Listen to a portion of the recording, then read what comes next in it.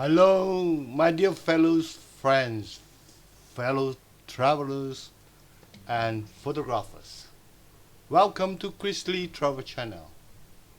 Today, I'll be sharing with you my fifth episode of my travel journey to the South Island of New Zealand. It will be the last episode, and we'll be covering the west coast of the South Islands. So, first of all, let's have an idea of the whereabouts of New Zealand. New Zealand is at the southern hemisphere, not far away from the nearest largest islands in the world, which is basically Australia. And we are covering the South Island for all this while of my journey. And today, the area that we are covering will be the west coast of the South Islands, and it covers right from the bottom south, all the way to almost to the northern section of the South Island. And to begin with, let's do a visit to this very famous and very interesting spot, and also it's a very popular tourist destination in the South Island. And the name of this place is the Milford Sound. So before we move on to the images, let's have an idea of the geographic backgrounds and other related information pertaining to Milford Sound. So we are now here at the stopover point number 7 of my travel journey to the South Island in New Zealand, and you notice that in order to arrive at the Milford Sound, although they have quite a fair bit of so-called airfield or smaller airports, and the largest airport, of course, will be involving at the stopover at Christchurch. And they also have an airport in Dunedin, and then the next one, the nearest will be the Queenstown. So in order to arrive at Milford Sound, it seems like the airport at the Queenstown is the nearest airport. And therefore, for those who are interested and would like to reduce the route journey by air, then Queenstown should be your stopover.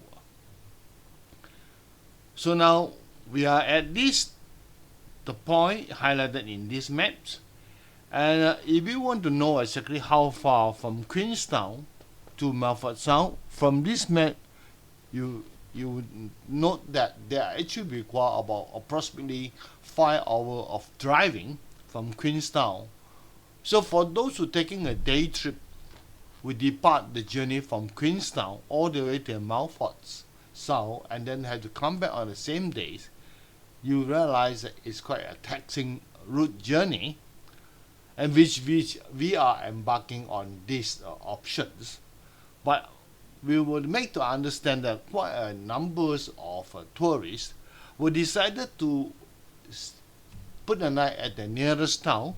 Basically, is the Arno, the town where highlighted in this map here is the point number 3, to put a night there, then continue the journey to Milford Sound, so that you have less traveling time and have more time to be spent in the Milford Sound. So this is just a suggestion. If you want to have more time and would like to put a night, the chances is you put a night at the spot number 3, the Arno town. Alright? Now, our journey to these Milford Sounds will involving taking a boat cruise, and the journey of the boat cruise, as we highlighted now in this map, from the point 1 to point 2. The boat cruise do not exceed to the oceans. We just travel between this river, right, and it's a short distance, and it took about I think to and fro, it's about 2 hours boat tours at most. So let's begin with some idea of Milford Sound. Now, Milford Sound is a forge location in the remote part in the southwest of the New Zealand's islands, between the Falkland National Park, right? And the is now being regarded as also one of the World Heritage Sites. The fort is most commonly accessed by routes. They're basically by the State Highway number 94 and by tour coach mainly, with the route terminating at a small village called the Milford Sound. Right? It is the New Zealand's most stunning natural attractions, and with its magical combination of mountain peaks, the ink dark water, and the superb dramatic forest-clad cliff, which we'll see later on during our image presentation, is said to be must to be seen and to be believed. So therefore, I invite all the viewers to join me and stay put for this interesting tour to Milford Sound. Now, Milford Sound has been judged the world top travel destination in an international survey which conducted by the Traveler Choice Destinations Awards in the year 2008 by the TripAdvisor. Now, it's acclaimed as the New Zealand's most famous tourist destination. So Milford Sound was once described by Rudyard Kipling as the eighth wonder of the world. Now, this Glacier carved fort features cliffs rising as high as 1,000 meters above sea level. Now, as a world famous fort, like a visit to the Milford Sound to experience the beauty of this pristine scenery destination is a must do on every New Zealander, right? And also for those visitors who are visiting New Zealand, be included in a New Zealand tour itinerary. As a Milford Sound attracted between the 550 to 1 million visitors per year pre-COVID, this makes Milford Sound one of the New Zealand's most visited tourist destination or tourist spots, even with its remote locations, with only one route leading to and along the journey times from the nearest population center also will take few hours. Now, many tourists take one of the boat tour, right, which usually lasts 1 to 2 hours. They are offered by several companies, with not only one, there are many operators departing from the Milford Sound Visitor Center. So now the point I have highlighted in this map number 1 is the location of the visiting center. So at the visiting center, this surrounding scenery is very present, and this is some of the pictures taken before we embark on our boat cruise.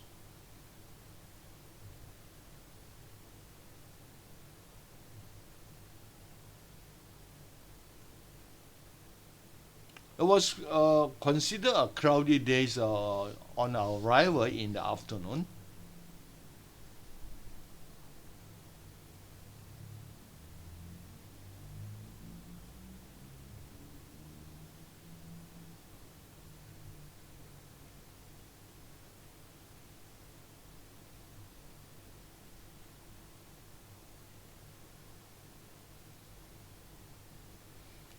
So we need to walk a short distance before arriving at the visitor center. Is where all the boats are the jetty point. Where there are many operators, so we just pick one of them to continue our boat tour. And these images, as can be seen from the image, because this area is relatively humid with numerous waterfall. So there are water vapors in the air is very dense. So you can see from this image, we even can spot rainbows almost all day round. We already started our boat cruise, and from the image you can see the waterfalls both on the left and also on the right side of this image, big and small. And of course, you can spot double rainbow as can be seen in this image.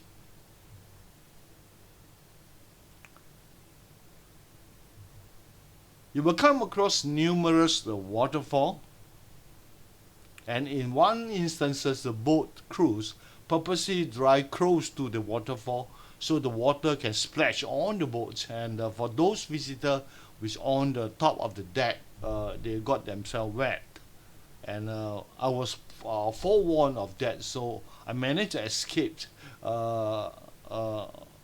being getting wet. So you can see the image here that all these are the waterfall that you will come across on the boat cruise. And this also can be the one of the reasons why the atmosphere and the air there is very, very dense, with filled with water droplets. It's all from this waterfall.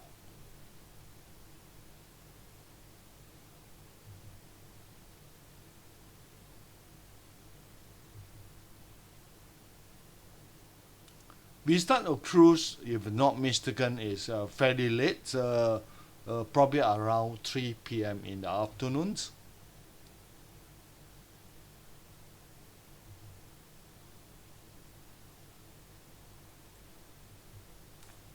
The landscapes landscapes around this Milford Sound, as can be seen from these few images.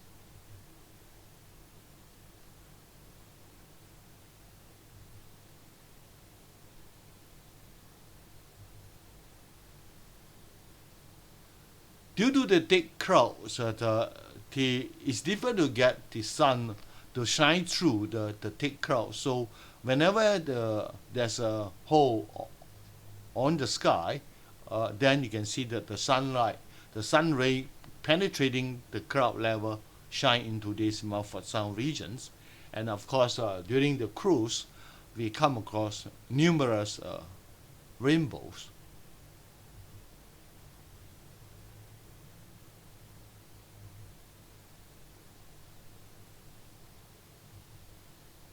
So on the returning journey, is the most close to the evening.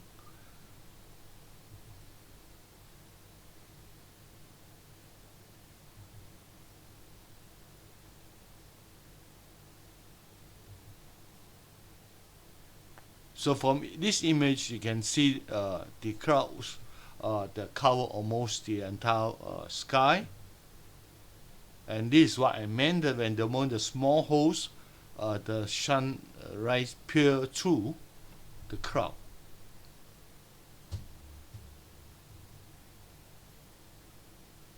When we arrive, returning back to the jetty point or the visitor center, is almost near to 5 p.m. in the evening. And these are the scenes taken while we are walking out from the visitor center.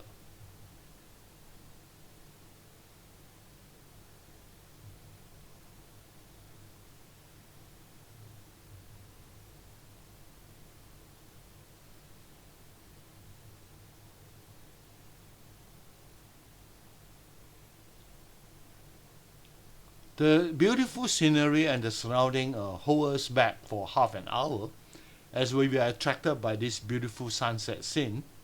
And of course, quite a number of images were taken at the late evening hours, which of course delay our returning journey back to Queenstown, which will require another 5 hours of drive.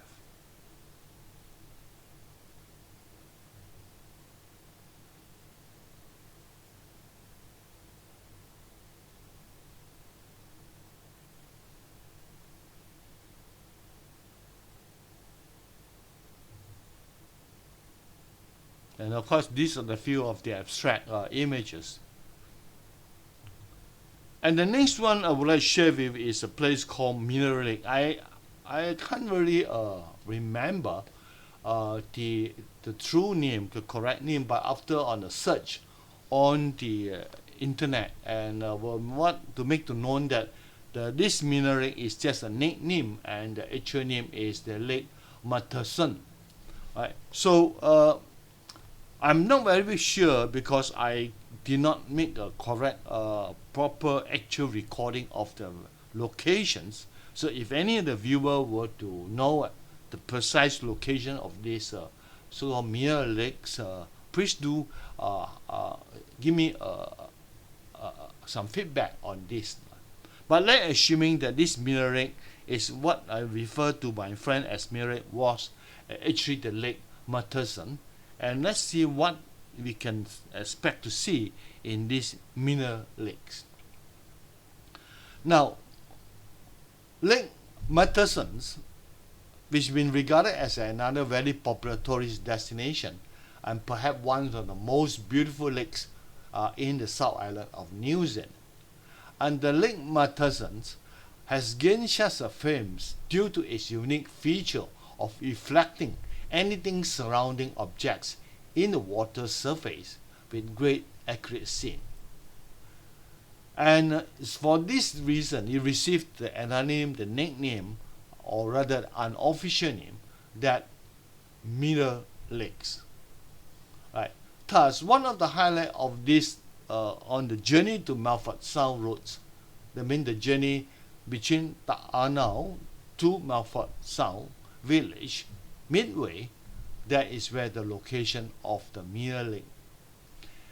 And stunningly scenery on the calm days, because it's only windless day that the waters, the lake surface were in a perfect calm condition that resembled a piece of mirror, and hereby reflecting all objects nearby, and this is how we get its name, the Mirror Lakes, right?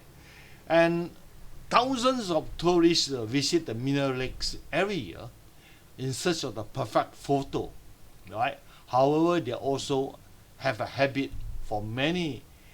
It's a place also you can find a fair bit of habitats for many animals, including some of the rarest birds.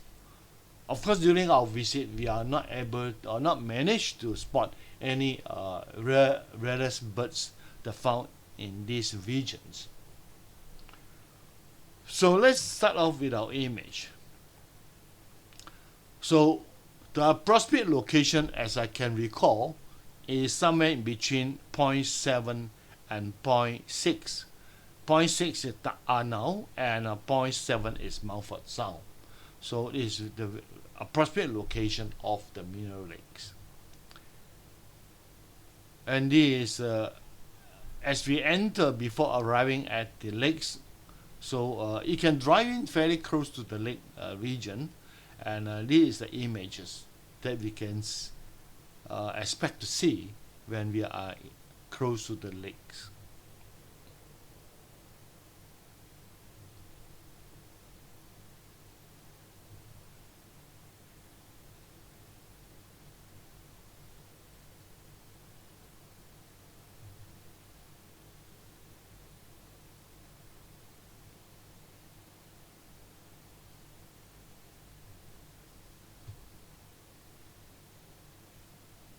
So you can spot cow or caddis that around these regions.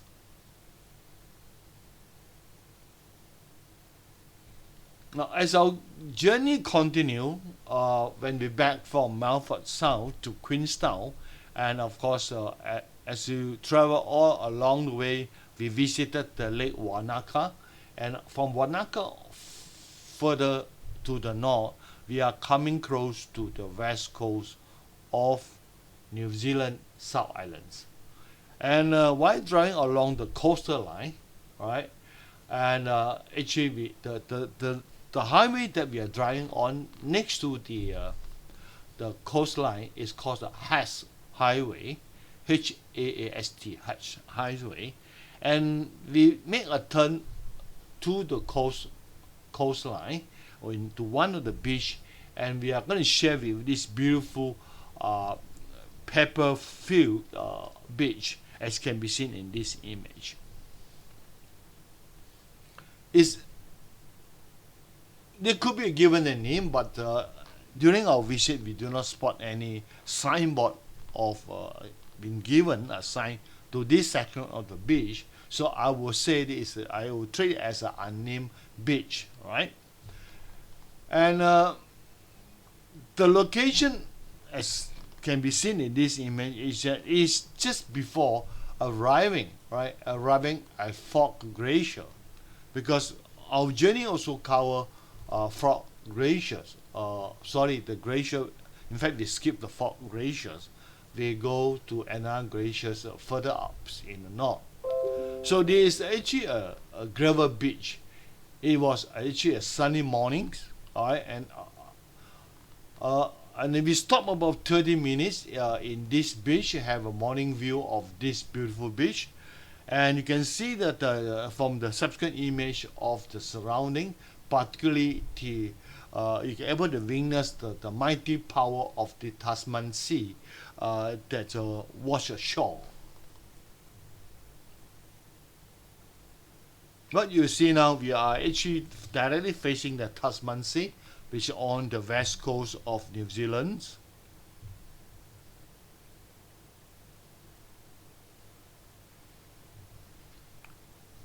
The beach is not suitable for swimming because of this of the power, the strong currents. But indeed, the beach provides a very beautiful scenery in the morning while we visiting.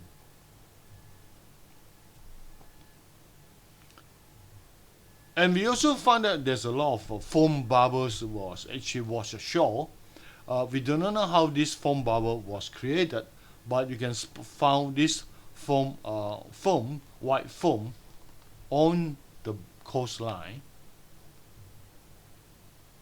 And the pepper there, right, is the gravels, was over time, over years of abrasions, and all are turned into beautiful round peppers. So this image will give an idea of how the beach look like. It's not a sandy beach, or rather it is a pepper beach. So this image will give you a better idea. You can see the white foam, the wash ashore.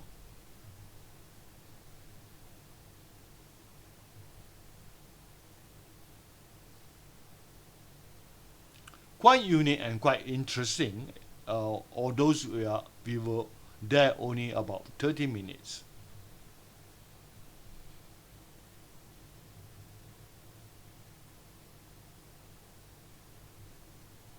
As I mentioned earlier, our journey along this West Coast HAAST highway, we are actually moving toward north, and will be passing by two glaciers. One of them is the Fort Glacier. The next one will be the Franz Josef Glacier. We did not visit the Fort Glacier. Instead, we visited this Franz Josef Glacier. And Franz Josef Glacier is a name given by a geologist, Julius von Hart, when he explored the Franz Josef Glacier in the year 1865, and named it after the Australian emperor. Right? It's actually a 12-kilometer long glacier, right? And on the west coast of New Zealand's South Islands. Now, Franz Josef Glacier is part of the UNESCO World Heritage Sites together with the Fort Glaciers. Now, Fort and Franz Josef Glacier are the most publicly accessible glacier in New Zealand, and among the most accessible in the world. There was easy walking access directly to the glacier's termini, but consequently, for over a century, there have been a significant tourist attractions, a trail form, right, from the Fort Joseph town, lead to the viewing platform near to the glacier terminal phase. Need a minimum of approximately 30 minutes of walking.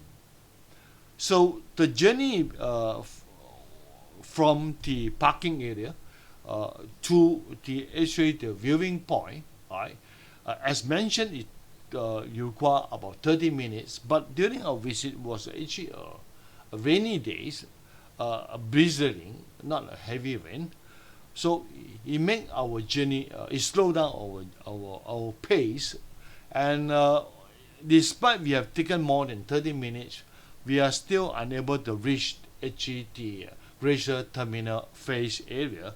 We could only view from far, and we do not want to spend much time here because by the time we arrive at this area, actually our time is almost close to the late evening, and we have to arrive at our next accommodation stop by 8 p.m. in the evening. So we have to cut off our journey two-thirds. After walking for two-thirds of the journey, we have to turn back. So unfortunately, can't give you much images on this Franz Josef Glacier. So the location is now on the spot number 9, and there is the area where the exact location of Franz Josef Glacier as shown in this map. And you can see the HAAST highway was right on the western part of it. It's actually on the eastern side, further away from the coastline. So the travel journey is actually, the walking journey is from point 1 and to point 2. And from point 2 onward, you can see the glacier is all the way on the bottom at the lower section of point 2. And you can see that raincoat was put on while we are having our journey toward the glacier point.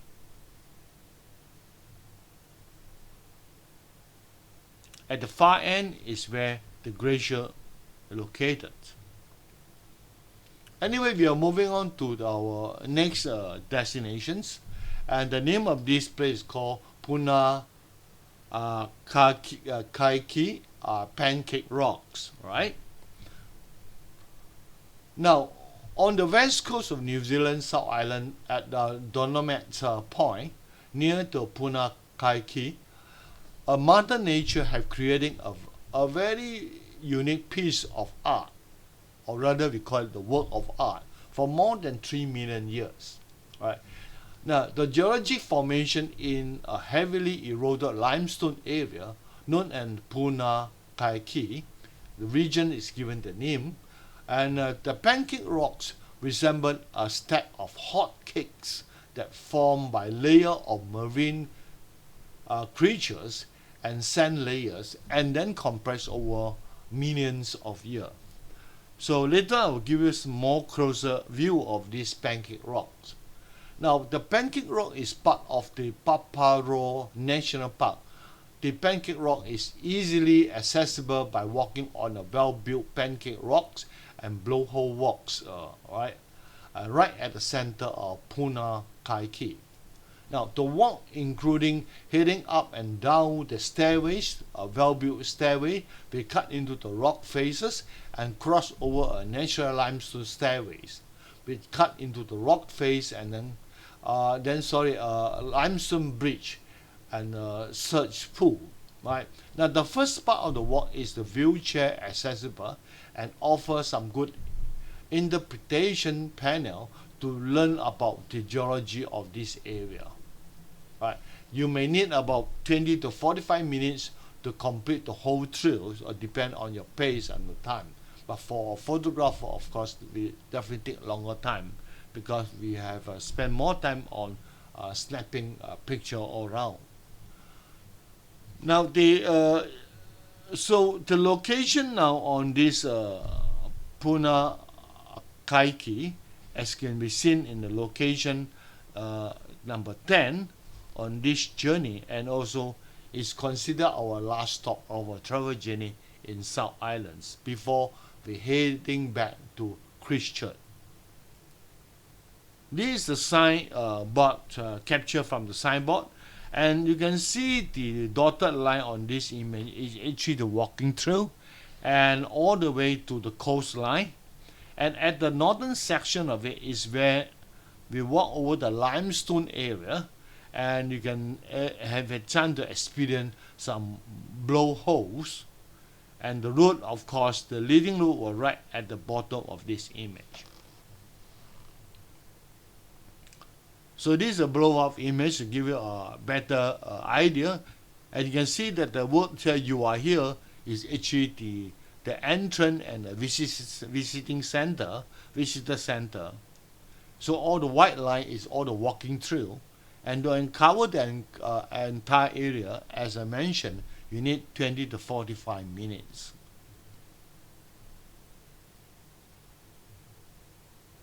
This is the surrounding scenery with a very unique vegetations. Now from this image you can see the thin layer and layer by layer of rock face, and this is how they got the name, the Pancake rocks. Now the Pancake rock is a unique natural attractions. Layer of water scraped, right, the limestone resembling stack of pancakes, right. They form a fantastic tablets, right. The scenes at Pancake Rock is made even more dramatic by the shooting Glacier of the sea spray, often evidence at high tide, where the sea busts through several vertical blowholes, right? And this Glacier come from these blowholes. So indeed, right, it is an awesome display of rushing spray almost whole year round. Later on, I'm trying to share with you of these blowholes, and especially during the high tides because of the Tasman Sea powerful wave actions. This is a close-up view of this layers of formed on the rock face. This is a far view. From the back, you can see how powerful is the wave of the Tasman Sea.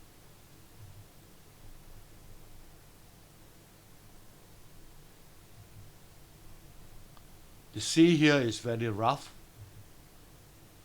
Now this is one of the search pool, and you can see that the wave of the Tasman Sea when hit into this area, the narrow passageway, it then causing the water to shoot up, and this is how it come about of forming these so-called the blowholes.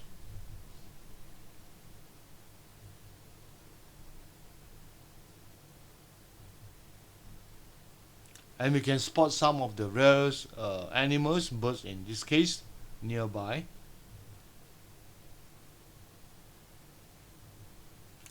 So that is about all for my last episode of my travel journey to New Zealand South Islands.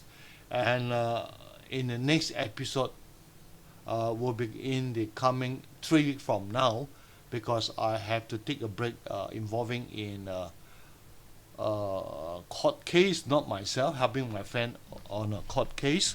So I will be busy over the next few weeks. But anyway, we will sharing with you another new nations, and for friends who want to know the whereabouts of this nation, I'll be sharing again a nation in Southeast Asia, and the name of this nation is Vietnam, and we'll be covering the central Vietnam, and more specifically we'll be at the Da Nang of these Vietnams and travel the nearby 2 very famous towns.